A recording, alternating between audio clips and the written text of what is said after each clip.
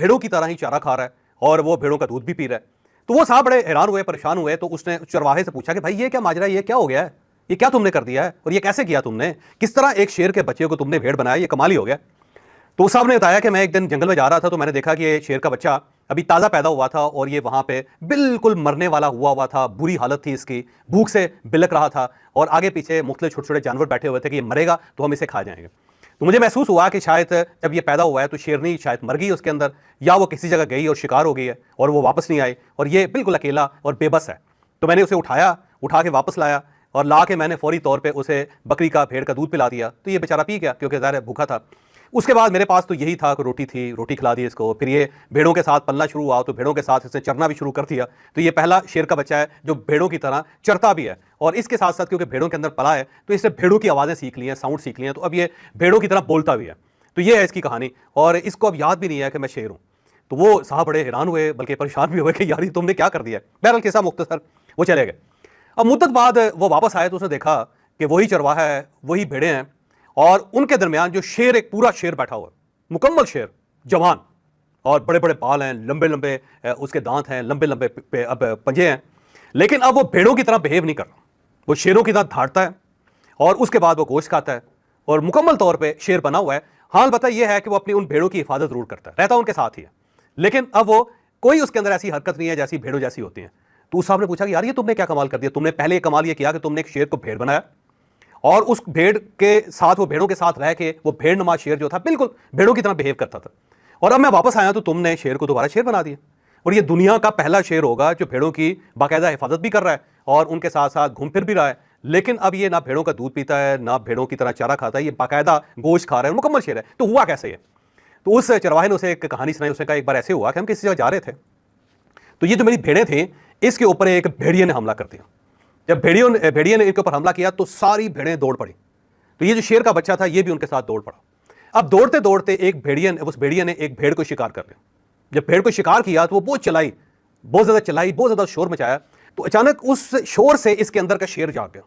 ऐसे महसूस हुआ कि ये तो चैलेंज है और मेरी जो बहन है, मेरी जो भेड़ है, जो मेरी जो साथी है, उसको ये वाहियात सा जानवर ये खा गया। तो ये कैसे मुमकिन है? तो कहने लगा ये पलटा और पलट के ऐसे जब उसको एक झापड़ मारा उस भेड़िए को, तो भेड़िए का सर उतर के उस साइड पे गिरा और उसकी जान निकल गई। और जब इसने उसके अंदर से निकलता हुआ खून देखा तो इसकी जबिल्लत दोबारा उभर गई और इसने फौरी तौर पे उस भेड़िए का खून पी गया और साथ ही उसको काट फाड़ के ये खा गया। तो जब इसने उसका गोश्त खा लिया तो फिर से पता चला कि मैं तो शेर हूं, मैं तो भेड़ हूं ही नहीं। तो उसने कहा कि एक इंसिडेंट ने इसे भेड़ बना दिया था और दूसरे इंसिडेंट ने इसे बाकायदा शेर बना दिया था। ये इसका कमाल है। लेकिन क्योंकि वफादार है, वफादारी इसकी घुट्टी में पड़ी हुई है, तो रहता है ये भेड़ों के साथ ही। लेकिन जब भूख लगती है तो जंगल में जाता है, शिकार करता है, गोश्त खाता है, वापस आ जाता है, रहता हमारे साथ ही है, लेकिन है अब ये मुकम्मल शेर। ये कहानी है, ये कहानी बेसिकली इंडिया और पाकिस्तान की है। तो हमारे अंदर जो छुपा हुआ शेर था वो कैसे जागा और अब ये शेर आने वाले दिनों में क्या करेगा, ये मैं आपको इस वीलॉग में पूरी डिटेल के साथ बताऊंगा। लेकिन वीलॉग की तरफ जाने से पहले मेरी आपसे रिक्वेस्ट है कि चैनल को सब्सक्राइब जरूर कीजिएगा और ये जो बेल आइकन है उसको जरूर प्रेस करें ताकि नोटिफिकेशन आपको मिलता रहे। और ये याद रखें कि हर अच्छी बात सदका जारिया होती है। अगर आपको ये वीलॉग अच्छा लगे तो इसे किसी न किसी के साथ जरूर शेयर कीजिएगा। और हमने अपना कॉलम 0 पॉइंट अब ऑडियो फॉर्म में लॉन्च कर दिया है। आप इस लिंक पर क्लिक करके अब हमारा कॉलम सुन भी सकते हैं और हमने आपकी सहूलत के लिए एक व्हाट्सएप कम्युनिटी बनाई है। इसका लिंक नीचे डिस्क्रिप्शन में मौजूद है, आप उसको क्लिक करें ताकि हमारी उस कम्युनिटी का हिस्सा बन जाएं और हम वहां पे आपको तमाम खबरें रियल टाइम में देते रहेंगे। और जो वीलॉग है उसका जो पहला हिस्सा है वो हिस्सा ये है कि अमेरिका ने इंडिया की जान क्यों बचाई पाकिस्तान के हाथ से, क्योंकि पाकिस्तान 10 मई को इंडिया को निगलने वाला था। ये शेर जब जागा तो ये ऑलमोस्ट इंडिया को खा गया था, लेकिन अमेरिका ने इसको कैसे रोका आगे चल के ये मैं आपको बताऊंगा। और इसके साथ साथ ये भी बताऊंगा कि आज से कश्मीर पाकिस्तान को मिल गया। बस आप शुक्र अदा करें कि अल्लाह ने रहम किया, अल्लाह ने करम किया, कश्मीर का मसला हल होने वाला है। ये बिल्कुल मैं आपको मुकम्मल यकीन के साथ खुशखबरी सुना रहा हूं। और इसके साथ साथ आगे चल के मैं आपको यह भी बताऊंगा कि इंडिया ने दुनिया की 3 बड़ी फौजी ताकतों को बर्बाद कर दिया। सिर्फ इंडिया बर्बाद नहीं हुआ, इसके 3 मेजर डिफेंस जो पार्टनर्स हैं वो भी बर्बाद हो गए। कैसे, आगे चल के मैं आपको ये बताता हूं। और पाकिस्तान ने चीन की वार इंडस्ट्री को बहुत ज्यादा फायदा पहुंचाया। इस वक्त पाकिस्तान चीन का बहुत बड़ा मौसन है और इसने पूरी वार इंडस्ट्री की जो गेम है उसको तब्दील करके रख दिया। कैसे, आगे चल के मैं आपको ये बताऊंगा। और इसके साथ साथ आपका एक दोस्त है, आपका दोस्त, मैं दोबारा कह रहा हूं, मुझे यकीन है कि जब मैं दोस्त का नाम लूंगा तो आप पूरे दिल के साथ, समीमे कल्ब से आप उसको गाली देंगे। उसका नाम है मेजर गौरव आर्या। उसने माफी मांग लिया पाकिस्तानियों से और इसके साथ साथ उसने ऐलान कर दिया है कि जनाब मैं अब सिर्फ और सिर्फ सच बोलूंगा। क्या वाकई वो सच बोल सकेगा या नहीं, ये भी आपको इसी व्लॉग में आगे चल के मैं आपको बताऊंगा।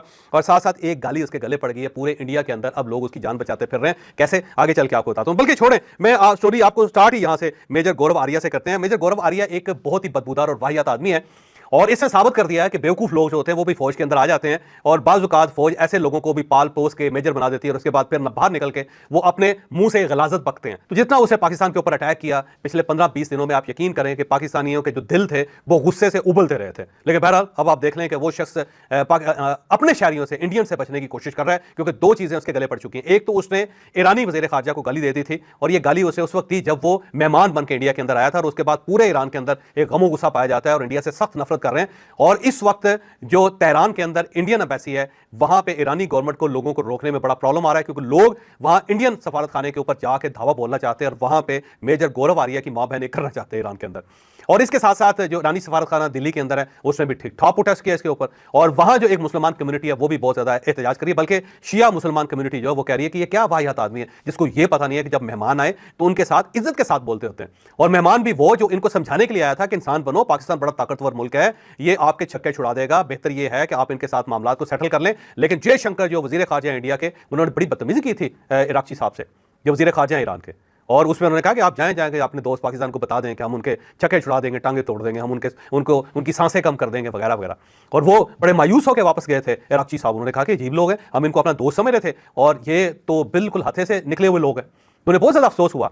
और इसके साथ साथ मैं आपको ये भी एक मज़ेदार बात बताता जाऊं कि जो सऊदी वज़ीर ख़ारजा थे वो दो जगहों पे आए थे, वो पाकिस्तान भी आए थे, इंडिया भी आए थे। पहले इंडिया गए थे और इंडिया वो अमेरिका के कहने पे गए थे।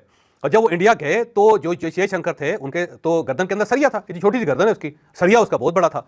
और उसने भी बहुत हाई पिटिसल से उनके साथ बात की और उस पर उन्होंने कहा कि ये शर्तें हम मानने के लिए तैयार नहीं है, हम पीछे नहीं हटेंगे, हम पाकिस्तान को ठोक देंगे, घर में घुस जाएंगे पाकिस्तान के। और उसके बाद जब वो पाकिस्तान आए तो पाकिस्तान ने उनका बड़ा एहतराम किया, बड़ी इज्जत की और इज्जत के साथ उनको सारी चीज़ें समझाई कि हमारी बेइज्जती इतनी इंडिया ने की है या इतनी करना चाहता है कि हमने हर सूरत बदला लेना, हम पीछे नहीं हटने वाले। आप बेहतर यह है कि आप हमारे मुसलमान भाई हैं तो मुसलमान भाइयों को थोड़ी सी स्पेस दें, आप हमें इतना तंग ना करें, इतना ट्विस्ट ना करें कि हमें आपको इनकार करना पड़ जाए जिंदगी में पहली मरतबा। तो पाकिस्तान ने उनको समझाया, बहरहाल वो बड़ी अच्छी तरह उन्हें समझा भी और पाकिस्तान का शुक्रिया भी अदा किया। उन्होंने महसूस हुआ कि भाई भाई होते हैं और जो दुश्मन होते हैं वो दुश्मन होते हैं। तो एक तो उन्होंने उनके साथ भी बदतमीजी की थी, उनका बिहेवियर ठीक नहीं था सऊदी अरेबिया के साथ, क्योंकि सऊदी अरेबिया में मोदी साहब गए हुए थे और वो उनके साथ ताल्लुकात अपने बेहतर बनाना चाहते हैं, क्योंकि उनका ख्याल ये था कि सऊदी अरब पाकिस्तान के बहुत करीब है, तो जब हम वहां जाएंगे तो हम सऊदी अरब से पाकिस्तान का शेयर भी खींच लेंगे। लेकिन ये जो जंग है उल्टी पड़ गई और सऊदी अरब के साथ उनके ताल्लुकात पहले से ज़्यादा खराब हो गए, ईरान के साथ भी ताल्लुकात बहुत ज़्यादा खराब हो गए और ईरान के साथ ताल्लुकात की खराबी में इस शख्स का बड़ा कमाल था। अब इसके बाद इसकी एक वीडियो वायरल है और उस वीडियो के अंदर वो ये कहता है कि मैं थक गया हूँ मोदी सरकार को डिफेंड कर करके और अपनी आर्मी को डिफेंड कर करके, अब मैं मजीद इन्हें डिफेंड नहीं करूंगा, मैं मजीद मोदी को डिफेंड नहीं करूंगा। मोदी साहब बिहार के अंदर इलेक्शन लड़ रहे हैं और उन्हें सिर्फ अपने वोट चाहिए और यहाँ पे पहलगाम के अंदर लोग मरे हुए हैं और ना कोई जो फौज है उनकी परवाह कर रही है, ना मोदी साहब कर रहे हैं। साथ साथ उन्होंने ये भी बताया कि आज तक हमारी जो आर्मी है उसने एक भी दहशतगर्द को गिरफ्तार नहीं किया। और उसके बाद अभिनंदन का भी उसने जिक्र किया कि देखिए अभिनंदन वहाँ से आया, पाकिस्तान उसको कपड़े पहना के भिजवाए, अगर वो नंगा भेज देता पाकिस्तान तो हम उसका क्या कर लेते, और यहाँ पे हम उसे अवार्ड दे रहे हैं जबकि हमारे लिए डूब मरने का मुकाम है वगैरह वगैरह। ये वीडियो बहुत वायरल है इंडिया के अंदर भी और पाकिस्तान के अंदर भी। और अब लेकिन इसका थोड़ा सा एनालिसिस करें तो ऐसा लगता है जैसे वीडियो पुरानी है, क्योंकि वो जिक्र कर रहा है कि पहलगाम के वाक़े के 9 दिन हो गए। तो मेरा ख्याल ये है कि फिर ये उससे पहले का टीजर था, जब इसने टेलीविजन अपने दोबारा शो स्टार्ट किए और दोबारा इसने बाकायदा बकवास करनी शुरू की, तो ये उस बकवास के से पहले की है। लेकिन फिर उसके बाद जब ये दोबारा टीवी पे आया तो ये सच बोलता रहा, आपके सामने जो सच बोला इसने। लेकिन बहरहाल अब इंडिया के अंदर बहुत ज्यादा नफरत पाई जाती है इस बंदे के खिलाफ, क्योंकि इंडियन जर्नलिस्ट जो कहते हैं कि ये वो लोग हैं जिन्होंने हमें पूरी दुनिया में बदनाम कर दिया, जिनकी वजह से इंडिया और इंडियन मीडिया अब किसी को आंखें दिखाने के, उसको फेस करने के काबिल नहीं रहा। क्योंकि ये लोग जो बकवास कर रहे थे, जो झूठ बोल रहे थे और झूठ के ऊपर फिर झूठ बोल रहे थे, तो उसका नतीजा ये है कि अब हमारी क्रेडिबिलिटी जीरो होगी। तो बल्कि मीडिया के अंदर जो समझदार आवाजें हैं और वो ज्यादा लाउडली बोल रहे हैं और वो इनके गिरबान पकड़ रही हैं, इनके गले पड़ रही हैं कि भाई तुमने क्या किया हमारे साथ। ये तो हम ये समझते थे कि इंडिया के अंदर जो मीडिया बड़ा आज़ाद है, बड़ा बैलेंस है, हमेशा आज़ादी की बात करता है, अच्छाई की बात करता है, वो तवाज़ुन की बात करता है, तुम लोगों ने क्या कर दिया हमारे साथ। तो वहां पे मेजर गौरव आर्या जैसे लोग हैं, अब वो नफरत का सिंबल बन चुके हैं। लोग अब इनकी बात सुनने के लिए तैयार नहीं है। और अगर आपको यकीन ना आए तो आप इंडियन मीडिया को देख लें। अब यहां बल्कि इंडियन मीडिया के कुछ लोगों की मैं तारीफ करने पे मजबूर हो रहा हूं और उसकी बुनियादी वजह यह है कि उस वक्त भी जब ये सारी सूरत चल रही थी तो कुछ लोग थे जो बात कर रहे थे कि ये एक गलत नैरेटिव दिया जा रहा है, पाकिस्तान के खिलाफ नैरेटिव दिया जा रहा है, जबकि पाकिस्तान एक डिफरेंट पोजीशन पे है और उस वक्त इन लोगों को बदनाम किया जाता था, इन्हें मुल्क के खिलाफ कहा जाता था, इनको बागी कहा जाता था, इनको दुश्मन कहा जाता था। लेकिन आज उनकी तादाद में इजाफा हो गया और अब जो अपनी फौज से, अपनी एयरफोर्स से, अपने पॉलिटिशियन से जो सवाल कर रहे हैं, किसी के पास कोई जवाब नहीं। तो अब वो आवाजें उभरती हुई नजर आ रही है, वो आपको प्रवेल करती हुई मीडिया के ऊपर नजर आ रही हैं। तो अब जो मीडिया सामने आया इंडिया का, मैं उनका शुक्रिया भी अदा करता हूं और उनको कहता हूं जनाब आप जबरदस्त लोग हैं, हम सब आपका एहतराम करते हैं क्योंकि आप हमेशा बैलेंस बात करते थे। लेकिन ये जो इन बैलेंस लोग आपके पास आ गए थे, जो वाहियात और बेवकूफ लोग आ गए थे, आप अगर इनसे जान छुड़वा लें तो बहुत अच्छा है, क्योंकि आपका इमेज बिल्कुल बर्बाद कर देंगे ये लोग। क्योंकि जो ये कहते रहे हैं एक चीज भी सच साबित नहीं हुई, हर चीज गलत साबित हुई। तो बहरहाल मेजर गौरव आर्या साहब का जो दूसरा कैरियर है, पहला फौज का कैरियर था, वो तो किक आउट कर दिया था फौज ने उन्हें। अब उनका जो मीडिया का कैरियर है वो भी खत्म हो चुका है। अब मुझे नहीं लगता कि वो बाहर निकलेंगे तो लोग उनकी कोई इज्जत करेंगे। हो सकता है टमाटर पड़ जाएं, हो सकता है उन्हें अंडे पड़ जाएं, हो सकता है जूते भी पड़ जाएं, क्योंकि अब पूरी इंडियन कौम जो है जूते मारने के लिए तैयार बैठी हुई। इसके साथ साथ कल वहाँ जो इंडियन फौज है उन्होंने एक प्रेस ब्रीफिंग की थी जिसमें इंतहाई सीनियर लोग उनके वहाँ आए और बहुत सारे सवालात किए गए। एयर चीफ से भी एक सवाल किया गया राफेल के बारे में, तो एयर चीफ जो इंडियन एयर चीफ है उन्होंने तस्लीम कर लिया कि जंग के दरमियान नुकसान तो होते रहते हैं। उन्होंने सवाल का जवाब क्लियर नहीं दिया कि राफेल त्यारे गिरे या नहीं गिरे, कितने गिरे हैं, कितने जहाज हमारे गिरे हैं। तो इसके ऊपर वो उनका कहना था कि अगर मैं ये एतराफ़ करूंगा इस वक्त तो इससे दुश्मन को फायदा होगा। भाई दुश्मन को फायदा हो चुका है जितना होना था, अब आपका ही नुकसान है। तो अब तो एक सोल्जर की हैसियत से तस्लीम करें कि जो आपने गंद किया, जो आपकी गलतियां थी, ताकि आप पता लगे कि आप सोल्जर हैं। ये जो सोल्जर होते हैं ना, ये खुले दिल के साथ एतराफ़ करते हैं कि हाँ हम हार गए, हमारी शिकस्त थी, हमारा दुश्मन जो था वो बड़ा तगड़ा साबित हुआ, उसके पास ज़्यादा तैयारी थी, उसकी वेल प्रिपेयर्ड था, उसके पास इक्विपमेंट अच्छा था, उसने टेक्नोलॉजी में हमें मार दी, उसने जज्बे में हमें मार दी, उसने ट्रेनिंग में हमें मार दी। तो बड़े दिल वाले जो फौजी होते हैं ना जी, खुले दिल के साथ एतराफ़ करते हैं। लेकिन मुझे लगता है कि इंडियन फौज बिल्कुल मूदी जैसी हो चुकी है और अब उनके दिल भी तंग है, उनके जहन भी तंग है, उनका हौसला भी जवाब दे गया हुआ है। तो वो सीधा एतराफ़ करने पे भी राजी नहीं है इस वक्त पे। इस तरह उनके बड़ी फौज के जो वहाँ पे नुमाइंदे थे, लेफ्टिनेंट जनरल थे वो, और उसमें उन्होंने माना कई जगहों पे कि जी हम तस्लीम करते हैं कि पाकिस्तानी फौज अंदर भी आ गई थी, पहले दहशतगर्द मारते होते थे, इस मरतबा फौज भी आई। फिर उन्होंने कहा जी 9 मकामात पे वो दाखिल हो गए हमारे इलाकों में, बल्कि उन्होंने कहा जी इस वक्त भी पाकिस्तानी फौज के बहुत सारे लोग जो है हमारे इलाकों के अंदर है, इसलिए हम वहाँ पे ऑपरेशन कर रहे हैं। तो इस टाइप की बात की, लेकिन बहरहाल सवालों के जवाब किसी के पास नहीं थे। सब कह रहे थे जी हम बड़े वेल प्रिपेयर्ड थे और हमारी स्ट्रैटेजी बड़ी अच्छी थी और हमने पाकिस्तान को बड़ा मारा। लेकिन जब भी ये जवाब आता था तो सामने से मीडिया हंस पड़ता था, लोग हंस पड़ते थे, बल्कि सुनने वाले भी हंस पड़ते थे। और इस बार तो इंडिया के अंदर कोई पॉलिटिशियन नजर आता है उसको गाली पड़ जाती है, कोई फौजी नजर आता है उसको गाली पड़ जाती है, कोई मीडिया में मेजर गौरव आर्या जैसे लोग जब सामने आते तो उनको भी गाली पड़ जाती है। तो इंडिया के अंदर अब एक अवेयरनेस डेवलप हुई है कि ये वो पागल लोग थे जिनकी वजह से इंडिया का सारा इमेज बर्बाद हो गया। और ये बात बड़ी हद तक दुरुस्त भी है। आप इसे जरा देखें कि 3 बड़ी पावर थी जिनसे इंडिया ने असला खरीदा था। राफेल त्यारे, फ्रेंच त्यारे, फ्रांस के त्यारे, दुनिया का most sophisticated weapon in war. आप ये कह लें कि जंग के अंदर सबसे शानदार जहाज, सबसे शानदार हथियार जो था राफेल त्यारा था, ऐसा ही है ना। और पाकिस्तान ने उस राफेल त्यारे को J-10 से पाकिस्तान ने मारा उसको, और जो मारा तो वो कमाल ही कर दिया। तो इंडिया की गलती की वजह से राफेल त्यारे की पूरी मार्केट खत्म होगी, बल्कि राफेल त्यारों ने मजीद अब इंडिया को त्यारे देने से इनकार कर दिया। उन्होंने जब 25 और ऑर्डर किए थे, उन्होंने कहा जी माफी चाहते हैं, बिल्कुल नहीं मिलेंगे आपको। और ये जो संदूर के नाम से उन्होंने ऑपरेशन लॉन्च किया था, तो टाटा इसका निशान जो था वो खरीदना चाहता था, लेना चाहता था, तो ताकि वो इसको बाद में मार्केट कर सके। तो जब ये हुआ तो उन्होंने संदूर का जो निशान है वो लेने से इनकार कर दिया, वो पीछे हट गए। क्योंकि अब तो संदूर का नाम जो इतना बदनाम हो गया इंडिया के अंदर कि अगर आप कोई संदूर लेने के लिए किसी दुकान पे जाएं तो वो भी भाग जाता है वहां से। ये सूरत होगी इंडिया के अंदर। और दूसरी जो पावर थी वो थी रशिया। रशिया के साथ इंडिया के बहुत पुराने ताल्लुकात हैं और उसका S-400 कहा जाता है कि ऐसा सिस्टम है कि जो हवा के अंदर त्यारों को उड़ा देता है, हवा के अंदर मिसाइल को उड़ा देता है, एक ऐसा आयरन डूम बनाता है इस तरह कि जनाब उसके दरमियान जो चीज़ भी आती है उसको ये उड़ा देता है। 1 मिनट के अंदर 36 मिसाइल ये चला देता है और वो हर डायरेक्शन में जा सकते हैं और तबाही फैला देते हैं। और इसके होते हुए हिंदुस्तान को कुछ नहीं हो सकता। पाकिस्तान ने सिर्फ 1 मिसाइल मारा यहाँ से, सिर्फ 1 मिसाइल, और उसने जाती उसका रेडार उड़ा दिया। जब रेडार उड़ा दिया तो उसके बाद वो काम ही नहीं कर सका। तो एक मेजर ब्रेक थ्रू था पाकिस्तान का, जिसने पूरी दुनिया को हल्ला के रख दिया। और ये दुनिया सोचने लगी कि ये टेक्नोलॉजी पाकिस्तान के पास कैसे आ गई, और ये क्या लोग हैं ये कि एक ही इन्होंने मिसाइल चलाया, सीधा रेडार को लगा, उसके बाद उड़ गया सारा सिस्टम और S-400 तबाह हो गया। तो रशिया देखे सुपर पावर, उसका S-400 दुनिया में पहली मरतबा उड़ाया गया और वो पाकिस्तान ने उड़ाया और अपनी टेक्नोलॉजी से उड़ाया। दुनिया अब तक हैरान है कि ये मिसाइल इनके पास आए कहां से थे, क्योंकि किसी को पता ही नहीं था कि ये इस तरह इस पावर से, इस मिसाइल के जरिए इतनी बड़ी टेक्नोलॉजी को उड़ा सकते हैं। वो उड़ा दिया। और उसके बाद इसराइल के ड्रोन, जिनके बारे में इसराइल का बड़ा बहुत बड़ी प्राइड थी कि हम किसी जगह पे भी ले जाते हैं, किसी जगह भी चले जाते हैं, ये बड़ी माइन्यूट डिटेल्स में तस्वीरें खींच लेते हैं, ज़मीन के ऊपर रेंगते हुए कीड़ों के कलर तक आ जाते हैं उसके अंदर, और जहाँ जहाँ डिफेंस की आलात लगे होते हैं, जहाँ जहाँ से बैटरीज मूव करती हैं, जहाँ जहाँ मिसाइल्स लगे हुए हैं, जहाँ रेडार्स लगे हुए हैं, जहाँ फौज मौजूद है, जहाँ फौजी मोर्चे, सब इसको पता चल जाता है। भाई जब वो आए पाकिस्तान में तो पाकिस्तान ने उसका सिग्नल जैम कर दिए थे, पीछे उसका कनेक्शन ही खत्म कर दिया था, और उसके बाद वो उड़ते रहे यहाँ पे, और उड़ते उड़ते जब उसकी बैटरी डाउन होती थी, नीचे आता था, तो पाकिस्तान नीचे से शूट कर देता था उसको आर्म राइफलों से। और कई जगहों पे जब वो कंटोनमेंट्स पे आए तो वहाँ पे मिसाइल मार के मारा उनको, वरना आम, बल्कि कई तस्वीरें तो आपने देखी होंगी कि वहाँ एक साइड पे रेंजर्स गोली चला रहे हैं उस पर, और साथ एक दूसरा बंदा बैठा अपनी जाती बंदूक से उसको उठा करके उसको गिरा रहा है। लोग मोटरसाइकिलों पर उठा के ले गए, लोगों ने कहा कि इसका इंजन निकाल के मोटरसाइकिल में लगाते हैं, लोगों ने उसकी कीमत लगानी शुरू कर दी कि इस कचरे की क्या कीमत है, 10 रुपये 10,000 रुपये किलो बिकेगा। और एक बंदा जो था लाहौर में अपने मोटरसाइकिल पर रख के उसको ले गया, उसको फिर बाद में अफवाज पाकिस्तान के लोगों ने, सीक्रेट एजेंसी के लोगों ने तलाश करके उससे वो वापस लिया, दे दो वापस। बहुत सारे लोग आज भी कह रहे हैं, बच्चे कह रहे हैं कि दोबारा और आने चाहिए, हमें मजीद चाहिए पाकिस्तान को। 114 थे इंडिया के पास, 90 पाकिस्तान ने उनको उड़ा दिया। तो अब आप इससे अंदाजा लगाएं कि पाकिस्तान ने किया क्या इनके साथ। तो मोदी की बेवकूफ़ी से 3 जो सुपर पावर्स हैं, 3 जो असले के सबसे बड़े प्लेयर हैं, उन सब की मार्केट तबाह हो गई। एक फ्रांस की मार्केट तबाह हो गई, राफेल मुकम्मल तौर पे क्रैश कर गया, अब वो नंबर 1 नहीं रहा, बल्कि शायद नंबर 10 पे भी नहीं रहा। अब उसको अपना पूरा त्यारा दोबारा बनाना पड़ेगा अगर उसने कभी बनाया। और उसके बाद जो रशिया की जो सुपरमेसी थी वो खत्म हो गई, उड़ गया उनका S-400। और उसके साथ साथ इसराइल जो ड्रोन में नंबर 1 है इस वक्त दुनिया में, उसकी ड्रोन्स की मार्केट खत्म हो गई। तो मोदी सिर्फ इंडिया को नहीं लेके बैठा, उसने अपने 3 पुराने एलाइज, दोस्तों को, इत्तेहादियों को, जो सबसे बड़े असलहे के सप्लायर हैं, उनको भी बर्बाद कर दी, उनकी मार्केटें तबाह कर दी। और पाकिस्तान का कमाल यह है कि उसने सबको, इंडिया को बर्बाद किया, साथ 3 और मुल्कों को पाकिस्तान लेके बैठ गया।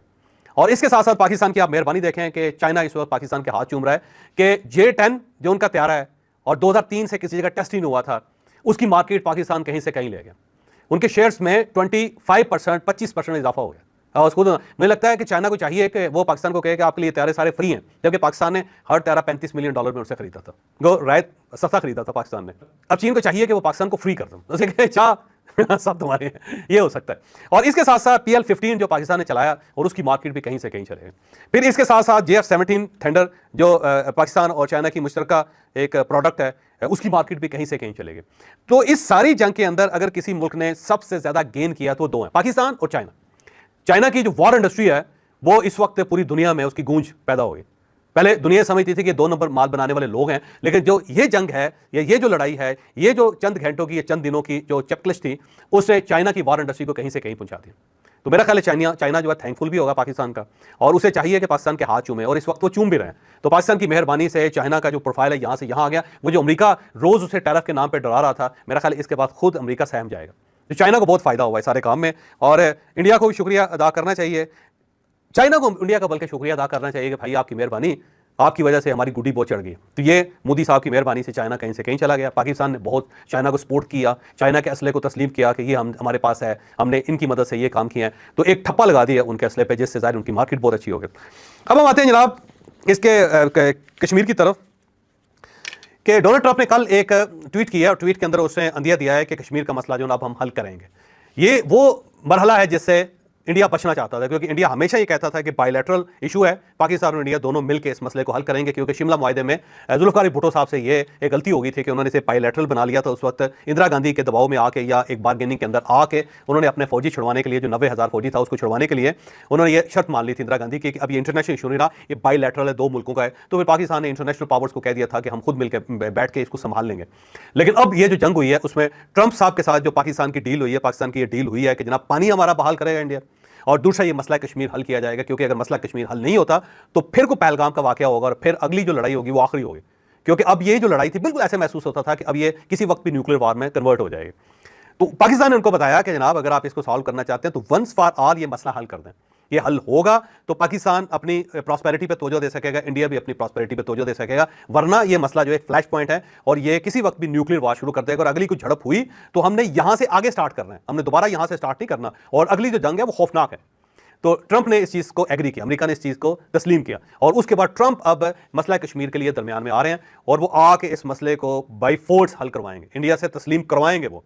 अब हो सकता है कि जो कश्मीर हमारे पास है उसे हम मान लें, जो इंडिया के पास है इंडिया तस्लीम कर ले, या फिर दोनों पार्टर्स एक बार खोले जाएं कि जो लोग वहां से इधर आना चाहते हैं इधर आ जाए, जो इधर से उधर जाना चाहते हैं चले जाएं, जमीन के बदले जमीन मिल जाए, और उसके बाद फिर ये बाउंड्री बन जाए, और बाउंड्री के बाद ये फैसला हो जाए कि ना इंडिया को गड़बड़ करेगा ना को पाकिस्तान गड़बड़ करेगा। या हो सकता है कि ये LOC को रीडिज़ाइन किया जाए ताकि एक नेचुरल किस्म की एक फेंस दरमियान में आ जाए, और हो सकता है कि वहां पे वाकई ही एक वोटिंग करवा ली जाए और वो कश्मीरी फैसला करेंगे पाकिस्तान के साथ रहना है, इंडिया के साथ रहना है। तो बहरहाल अब इस मसले का कोई भी सोल्यूशन निकलता है तो वो सोल्यूशन बहुत करीब है, और मुझे लगता है कि इस बार पाकिस्तान को कश्मीर मिलेगा, या पाकिस्तान का जो मौक़िफ़ है उसे तस्लीम किया जाएगा, क्योंकि इसके बगैर अब को आगे रास्ता नहीं है।